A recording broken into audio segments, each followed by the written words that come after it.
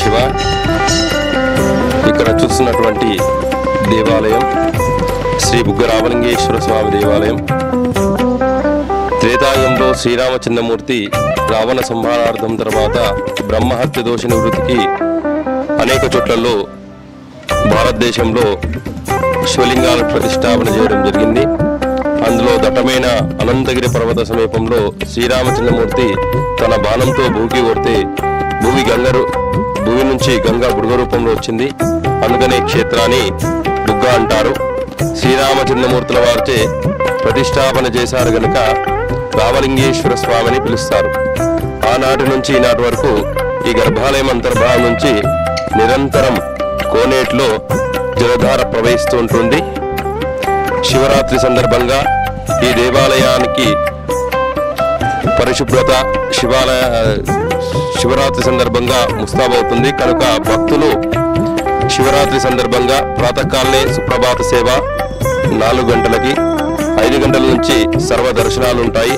రాత్రి లింగోద్భవ సమయంలో మహారుద్రాభిషేక కార్యక్రమం ఉంటుంది కనుక భక్తులు ఈ దేవాలయానికి వచ్చేసి స్వామివారిని దర్శించుకొని అనుగ్రహించుకొని స్వామివారి ఆశీస్సులు పొందవలసిందిగా మనవి చేస్తున్నాం. ఓం నమః శివాయ.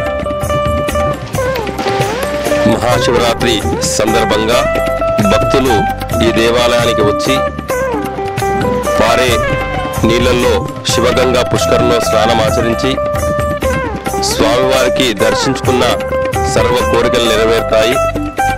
ఎందుకంటే సాక్షాత్ శ్రీరామచంద్రమూర్తుల వారు ప్రతిష్ఠించిన శివలింగం అత్యంత మహిమాన్వితమైనటువంటి శివలింగం. ఇక్కడ అనేక ప్రాంతాల నుంచి భక్తులు వచ్చి రాత్రి జాగరణ చేసి శివరాత్రి రోజు ఉపవాస దీక్షలు విరమిస్తారు. ఇక్కడ ఎంతో ఔషధ మూలికలైనటువంటి వృక్షాలు ఉన్నాయి కనుక భక్తులు ఈ దేవాలయానికి త్వరగా వచ్చి స్వామివారి దర్శించుకొని తీర్థప్రసాదాలు స్వీకరించుకొని స్వామివారి అనుగ్రహం పొందవలసిందిగా భక్తులకు మనవి చేస్తున్నాం. అందరూ కూడా మహాశివరాత్రి శుభాకాంక్షలు. సర్వకోరికాఫల సిద్ధిరస్తు.